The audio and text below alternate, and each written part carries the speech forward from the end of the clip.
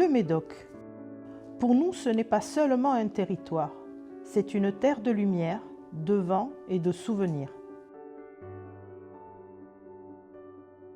À l'ouest, l'océan Atlantique, ses plages de sable fin, ses forêts de pins qui sentent bon, ses vagues qui n'en finissent jamais.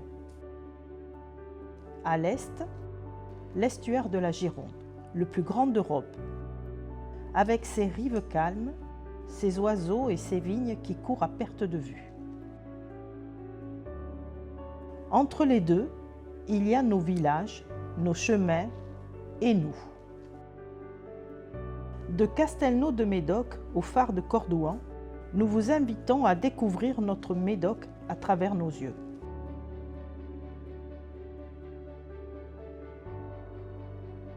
Notre voyage commence ici à Castelnau de Médoc. C'est une petite ville au cœur du Médoc, entourée de forêts et de vignes. Son nom vient de Castel, qui veut dire petit château en vieux français. Et ce château, il existe encore dans les pierres et les rues du village. Autrefois, les lavoirs étaient des lieux de vie. Les femmes venaient ici laver le linge, échanger les nouvelles, rire, partager la vie quotidienne. Le lavoir de l'Endiran, le lavoir des seigneurs, chacun avait son histoire, ses habitudes, ses secrets. Les enfants s'y baignaient aussi, et certains apprenaient à nager. L'eau coule encore aujourd'hui sur ces pierres que nos mères et nos grands-mères ont connues. Nous voici maintenant à Saint-Raphaël. Péberlan est né ici, sur ces terres du Médoc, au XIVe siècle. Il est devenu l'un des plus grands archevêques de Bordeaux. C'est lui qui a fait construire la tour qui porte son nom d'ailleurs. La tour Péberlan, qui se dresse encore aujourd'hui à côté de la cathédrale Saint-André de Bordeaux. Et la Vierge dorée qui couronne cette tour, elle regarde vers le Médoc, vers ici, vers nous. Nous aimons rappeler qu'un grand personnage est né ici, dans ce coin tranquille du Médoc.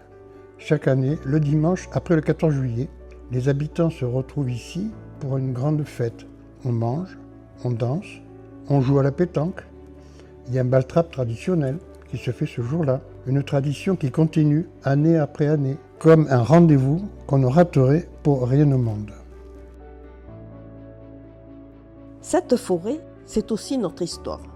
Pendant des générations, des hommes parcouraient ces allées à l'aube pour récolter la résine des pins. On les appelait les gémeurs, les résiniers.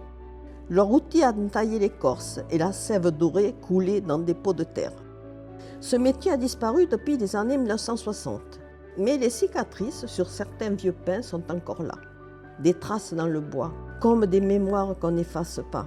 C'était un métier difficile que faisait mon papa.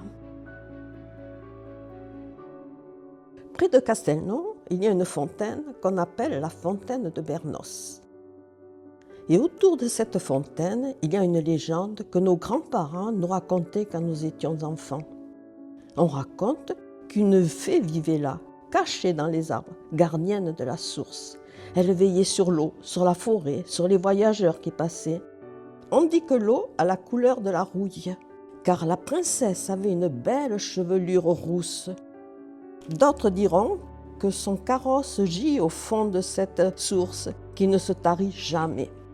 Les jeunes Médocaines, très amoureuses, se rendaient à la fontaine de Bernos. Elles jetaient 2 épingles à cheveux. Si les épingles se croisaient, elles étaient sûres que l'amour était réciproque. Mais vous savez, il y a encore des amoureuses médocaines qui passent à la fontaine de Bernos. Et au printemps, regardez ce champ, les fleurs sauvages, les couleurs, la lumière. Notre Médoc a aussi ces douceurs-là que peu de gens connaissent. Benon est un petit village paisible du Médoc. Son église, Notre-Dame de Benon, qui date du XIIe siècle, est classée monument historique. Elle est sur l'un des chemins de Saint-Jacques de Compostelle. À l'intérieur, des vitraux colorés dessinent des histoires de lumière sur les murs de pierre. Autrefois, Benon était un village animé, avec son école, son épicerie, ses commerces. Aujourd'hui, il s'est assoupi, mais il garde une douceur particulière, une lumière que les habitants décrivent comme nulle part ailleurs. Le 24 juin, c'est la fête de Saint-Jean, un feu de joie, des chants des Médocains réunis autour des flammes. Notre Médoc est fait de ces rendez-vous qu'on ne rate jamais. Le moulin de Vinsac, construit au XIXe siècle, était l'un des derniers moulins à vent encore en activité dans le Médoc. Autrefois, les moulins étaient indispensables. Leurs grandes ailes tournaient dans le vent pour écraser le grain et fabriquer la farine qui nourrissait tout le village. Chaque moulin avait son meunier, un homme qui connaissait le vent comme personne, qui savait comment le faire travailler quand le laisser souffler, avec par exemple le toit qui tourne. Celui de Vinsac a été restauré avec soin. Il est malheureusement fermé depuis quelques mois. Talé, un petit port tranquille, niché le long du chenal. Ce qui frappe ici, c'est la couleur. Des cabanes de pêcheurs peintes en bleu, un bleu vif, presque inattendu dans ce paysage de marais et de roseaux. On pratique la pêche à la ligne dans le chenal et la pêche au carrelet depuis les berges de l'estuaire.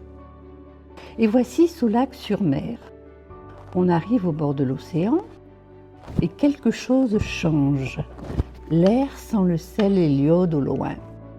Et devant nous s'ouvre une ville à plusieurs visages, plusieurs histoires à raconter en même temps.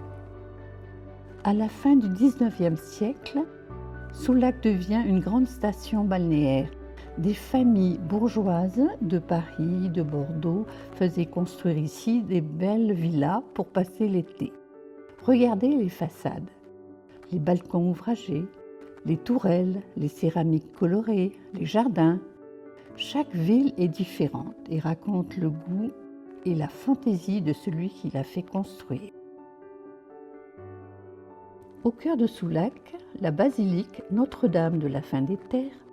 Son nom est presque une poésie, la fin des terres, parce que Soulac, c'est presque le bout du monde occidental. Au-delà, il n'y a plus que l'océan. Cette basilique a été construite au XIIe siècle, il y a 800 ans, mais son histoire est encore plus incroyable que son âge. Au fil des siècles, le sable des dunes l'a progressivement recouverte, engloutie, effacée. Elle a disparu sous le sable pendant des années. Et puis, les habitants l'ont désensablée. Pierre par pierre, ils ont retrouvé leur église. Elle est classée patrimoine mondial de l'UNESCO. C'est en voyant les soldats américains débarquer en France pour libérer le pays pendant la guerre que le sculpteur français Frédéric Auguste Bartholdi a eu l'idée de créer une statue pour célébrer l'amitié entre la France et l'Amérique. Elle trône depuis dans le port de New York, accueillant les bateaux du monde entier. C'est une réplique de cette statue, c'est la Dame de la Liberté, offerte par la France aux États-Unis en 1886. Et puis, il y a eux, des blocs de béton gris, massifs, à moitié engloutis par le sable et les vagues, les blocos. Pendant la Seconde Guerre mondiale, entre 1939 et 1945, l'armée allemande a occupé la France. Pour se protéger d'une invasion venue de l'océan, les soldats allemands ont fait construire des milliers de bunkers et de blocos tout le long de la côte atlantique.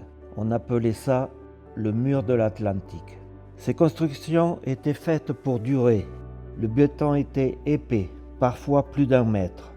À l'intérieur, des soldats montaient la garde, guettaient l'horizon, attendaient. Aujourd'hui, ces blocos font partie du paysage intégral de Soulac.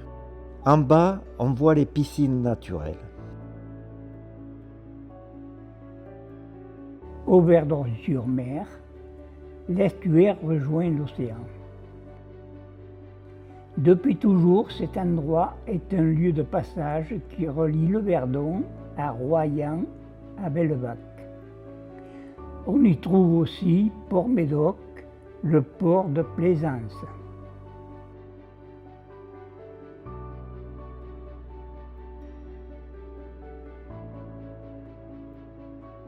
Le 7 décembre 1942, 10 soldats britanniques d'élite, les Royal Marines, sont mis à l'eau d'un puits à un sous-marin au large de Montalivet.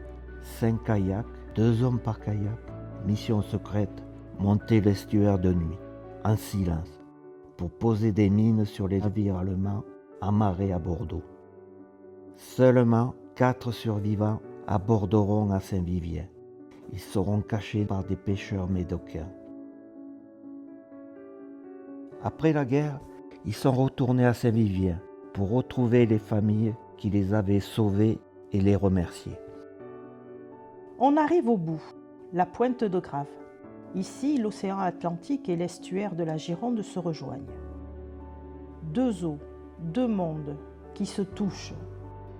D'un côté, les vagues de l'océan puissantes, libres, infinies. De l'autre, les eaux calmes et brunes de la Gironde. Regarde cet horizon, c'est ici que s'arrête la Terre. Nous sommes dans le département de la Gironde et l'hélicoptère de la sécurité civile s'appelle Dragon 33. Embarquons à son bord et découvrons une partie de notre Médoc vue du ciel. Le phare de Cordouan. Voici le phare de Cordouan, notre joyau. Construit au XVIIe siècle, il est l'un des plus anciens phares maritimes après le phare d'Alexandrie. Surnommé Versailles des mers, il mesure 67 mètres de hauteur. En 2021, le phare de Cordouan a été classé patrimoine mondial de l'UNESCO, rejoignant les plus grands trésors de l'humanité. La même liste que les pyramides d'Égypte, que la Tour Eiffel, que la Grande Muraille de Chine. De nombreux bateaux amènent les locaux, les touristes, pique-niquer et marcher sur les bancs de sable à marée basse. Ce voyage, nous l'avons créé pour vous, pour tous ceux qui ont envie de découvrir ce territoire autrement, à travers nos yeux, nos souvenirs, nos voix. Et pour ceux qui ne peuvent pas venir jusqu'ici, nous espérons que cette vidéo leur a offert quelques minutes d'évasion. Parce que le Médoc mérite d'être vu, d'être connu, d'être aimé, comme nous l'aimons depuis toujours.